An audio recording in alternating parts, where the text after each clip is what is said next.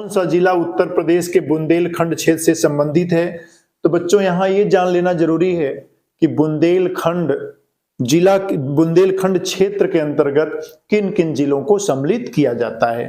तो यहां पर ये देखिएगा, दक्षिण में विंध्याचल पर्वत, विंध्याचल पर्वत, उत्तर में यमुना नदी, पश्चिम में बेतवा नदी और पूरब में टोंस नदी। इसके बीच के क्षेत्र को बुंदेलखंड कहते हैं और इसके अंतर्गत निम्न जिले आते हैं। इसको देख सकते हैं। नंबर 1 आपका ललितपुर, बुंदेलखंड क्षेत्र के अंतर्गत ललितपुर, झांसी, हमीरपुर, जालौन,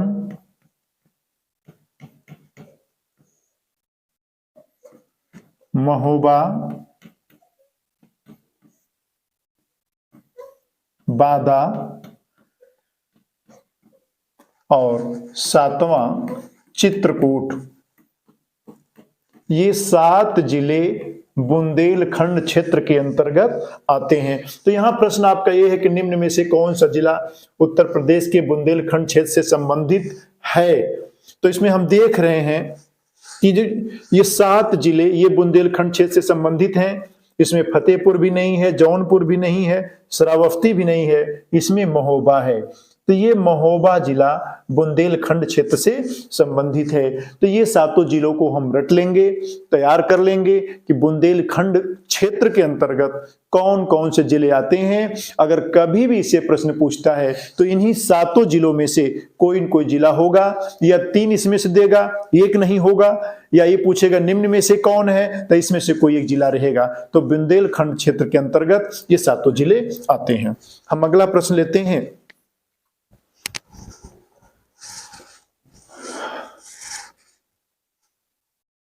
अगला प्रश्न है, निम्नलिखित में से किस जिले को राष्ट्रीय राजधानी क्षेत्र के 23वें जिले के रूप में शामिल किया गया है। तो यहां पर इसका सीधे सीधे उत्तर शामली है। और यह भी ध्यान देने की जरूरत है कि उत्तर प्रदेश के 8 जिलों को एनसीआर में शामिल किया गया है। वो 8 जिले हैं: शामली, नंबर 2 मुजफ्फरनगर,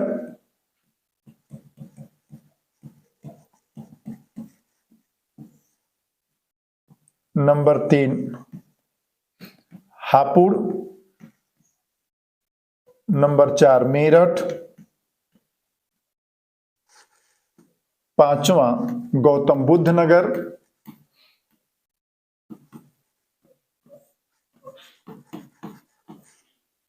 6वां गौतम बुद्ध नगर गाजियाबाद,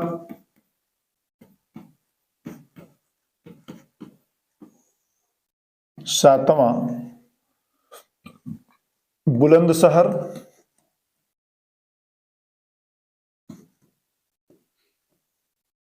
और 8वां है बागपत। ये आपके 8 जिले, उत्तर प्रदेश के ये 8 जिले हैं जिनको एनसीआर में राष्ट्रीय राजधानी क्षेत्र में सम्मिलित किया गया है।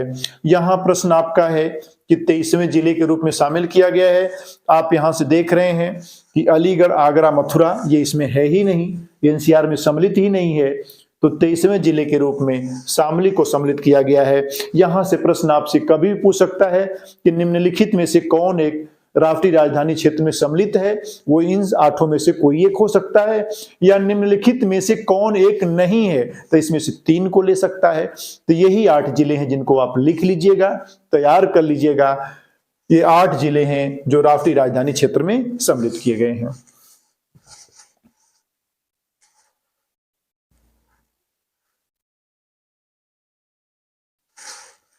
उत्तर प्रदेश का राजकीय पशु कौन सा है, तो इसका सीधे सीधे उत्तर है बारहसिंहा, जिसे दलदल का मृग भी कहते हैं।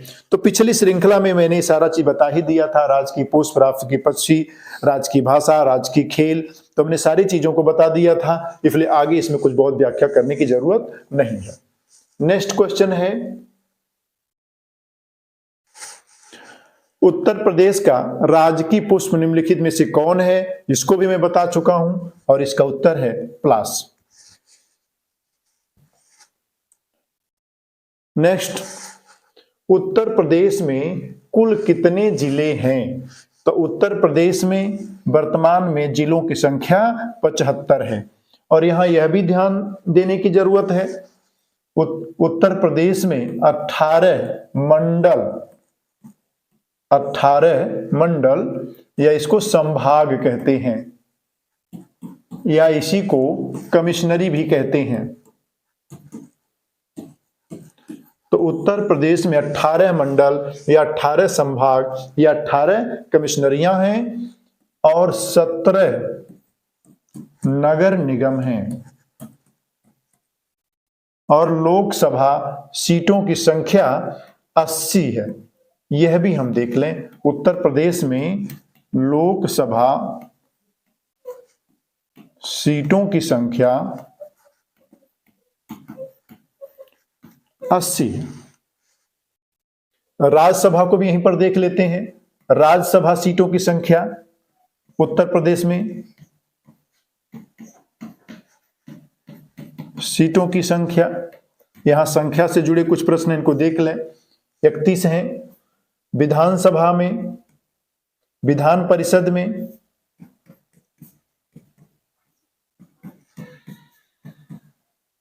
विधान परिषद में 100 सीटें हैं। इसी प्रकार से 404 सीटें हमारी विधानसभा में हैं, जिसमें से 403 पे चुनाव होता है, 1 एंग्लो इंडियन की सीटें हैं। तो इस प्रकार से कुछ डाटा यहां पर हैं। उत्तर प्रदेश में 75 जिले हैं, 18 मंडल हैं, 17 नगर निगम हैं, 80 लोकसभा सीटें हैं, 31 राज्यसभा की सीटें हैं, 100 विधान परिषद सदस्यों की सीटें हैं, 404 विधानसभा की, जिसमें 403 का चुनाव होता है, 1 एंग्लो इंडियन का मनोनयन होता है।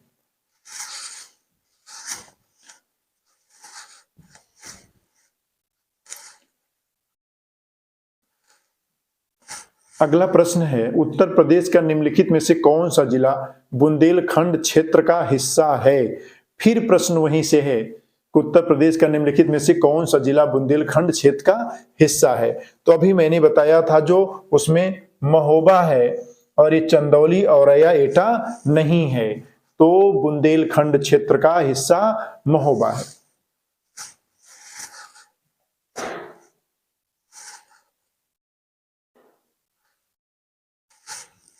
उत्तर प्रदेश की भौगोलिक सीमा सर्वाधिक राज्यों को स्पर्श करती है। बिल्कुल, उत्तर प्रदेश की भौगोलिक सीमा 8 राज्य और 1 केंद्र शासित प्रदेश को स्पर्श करती है, जबकि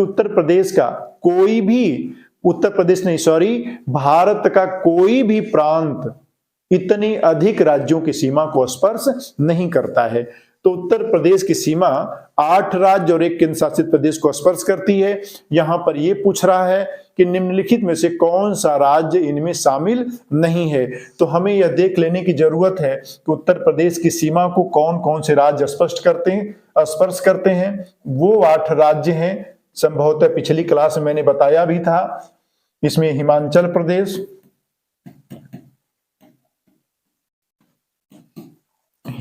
प्रदेश,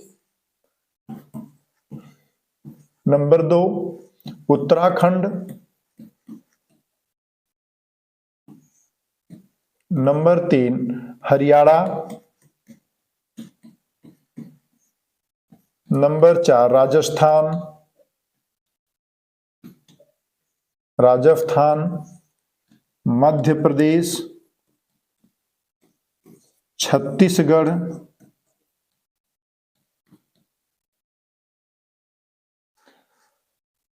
सातवां झारखंड, आठवां बिहार और एक केंद्र शासित प्रदेश दिल्ली।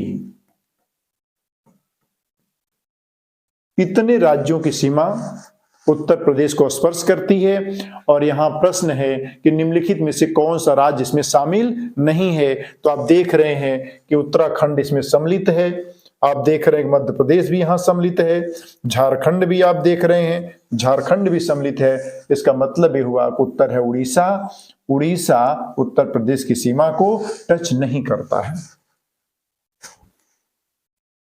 नेक्स्ट क्वेश्चन है, निम्नलिखित स्थानों में वर्षा ऋतु में कहां सर्वाधिक वर्षा होती है। तो इसका उत्तर है सर्वाधिक वर्षा गोरखपुर में होती है। तो उत्तर प्रदेश में सबसे अधिक वर्षा गोरखपुर में होती है।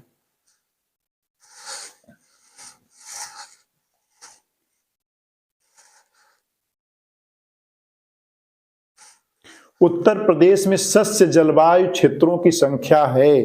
तो उत्तर प्रदेश को भौगोलिक दृष्टिकोण से यहां ध्यान दीजिएगा, इसका उत्तर है 9 सस्य जलवायु क्षेत्रों में बांटा गया है। तो खेती को देखते हुए, कृषि को देखते हुए उत्तर प्रदेश की जो जलवायु है उसे 9 क्षेत्रों में बांटा गया है।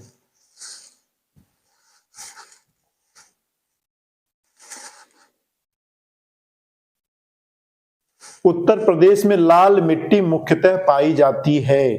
तो ध्यान दीजिएगा, उत्तर प्रदेश में लाल मिट्टी और काली मिट्टी, ये दोनों मिट्टी उत्तर प्रदेश के दक्षिणी सीमा पर एमपी से सटे हुए जिलों में पाई जाती है।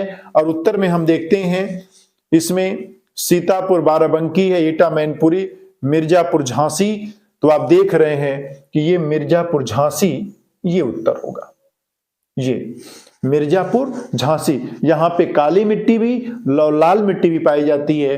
तो प्रश्न ये है कि उत्तर प्रदेश में लाल मिट्टी मुख्यतः पाई जाती है। उत्तर है मिर्जापुर और झांसी।